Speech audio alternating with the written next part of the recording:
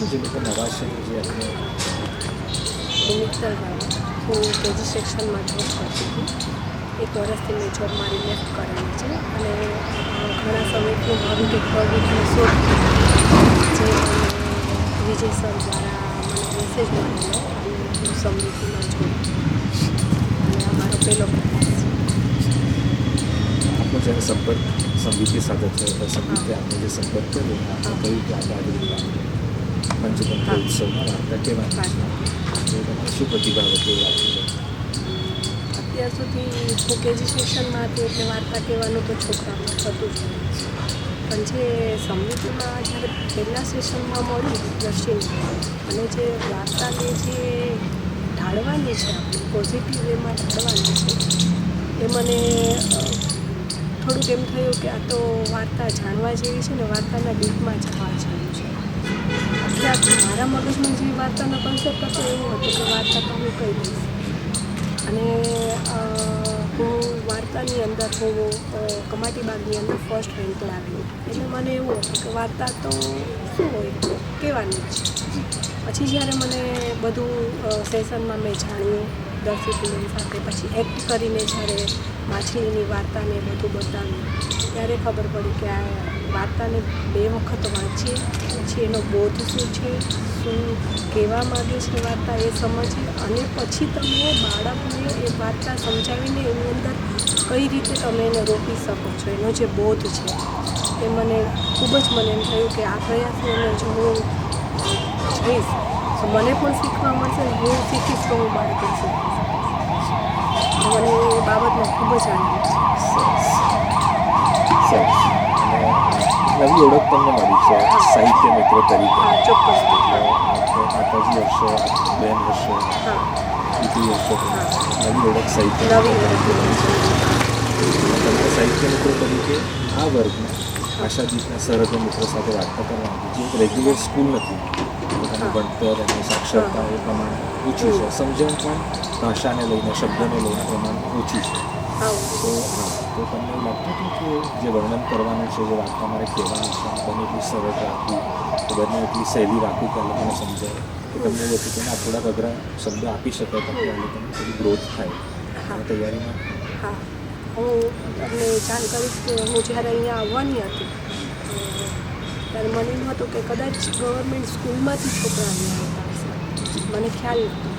પછી આવીને જ્યારે મેં જોયું કે આ છોકરાઓ તો બધા બહુ એકદમ સ્લમ એરિયામાં રહ્યા છે એટલે મને એમ હતું કે કદાચ મારા અમુક એવા શબ્દો હશે કે જે એ શબ્દોથી પરિચિત નહીં હોય એટલે એમનો અર્થ શું હશે શબ્દનો અર્થ એ કદાચ એમના માઇન્ડમાં નહીં બેસે એટલે આમ અગાઉથી એવી તૈયારી રાખેલી જ હતી મેં કે મારે કદાચ એવા નોર્મલ શબ્દનો યુઝ કરવો પડશે કે જે એમને સમજાઈ જાય બાળકની ભાષા તરીકે એમને સમજાઈ જાય કે હું કહેવા શું માગું છું કે હું આ વસ્તુ તમને સમજાવવા માગું છું એમના મગજ સુધી ઉતરી છે એવી મારી તૈયારી હતી.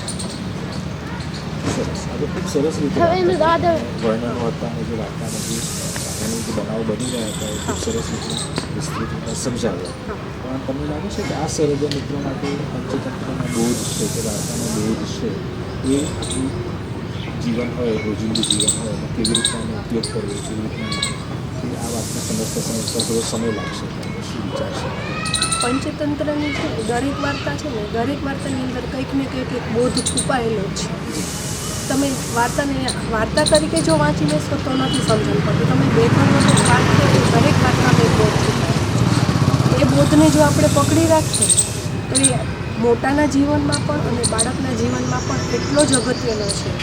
એ બોધ કોઈ પણ એક બાળકના અંદર કે કોઈ એક મોટો જો પોતાનામાં જો એ બોધને ઉતારે છે પચાવી જાણે છે હું એવું માનું છું કે કદાચ દેશના એક સારા નાગરિક તરીકેનો એક ગુણ એનામાં એક એવો વિકસી શકે છે. ઓકે, ખૂબ સુંદર રહ્યું. મને આશા છે કે આ સંગીતની સાથે લાંબા સમય સુધી જોડાયા એ મનગમતી વાર્તાઓને તમે કરશો અને જેમ જેમ બાળકોમાં રુચિ જાગશે અને તમારા સંસ્કારો અને જે બોધથી જે પણ વેલ્યુઝ નાખી શકાય એનો પ્રયત્ન ચાલુ રહેશે સંગીતની. હા, અને ગૌતમભાઈ હું એક ખાસ એક વાત આપને શેર કરવા માગું છું કે અહીં આજે આપણું આશાદીપ સેન્ટર છે એની આગળ જ મોટર ડ્રાઇવિંગ સ્કૂલ છે હું ત્યાં ડ્રાઇવિંગ શીખવા માટે ગયા હતી. હું જ્યારે આવું 10 મિનિટ વહેલા આવું હું બોર્ડ જોતી જ આશાદીપ સેન્ટરનું હું બોર્ડ જોતી. મને ખબર નથી કે આ પ્રવૃત્તિ શું છે, શું ચાલી રહ્યું છે, પણ મગજમાં એક હતું ખરા કે મારે કોઈ વખત અહીંયા મારે વિઝિટ કરવી છે. મેં દર્શિનીબેનને વાત કરી કે તમે મને જ્યારે મેપ મોકલ્યો ને મેં જોયો ને તો મને તરત એમ થયું કે હું જે ઈચ્છતી હતી કે મારે એક વખત અહીંયા વિઝિટ કરવું છે, અને હું સેશનમાં જ્યારે આપણા સ્લોટ બહાર પડેલા ને ત્યાર વખતે હું એબસન્ટ હતી. આ સ્લોટ મને દર્શિની મેડમે મને 2 સ્લોટ મને આપેલા હતા. મને કે નિકલ તું જઈશ? મેં તો હા ઓકે હું જઈશ.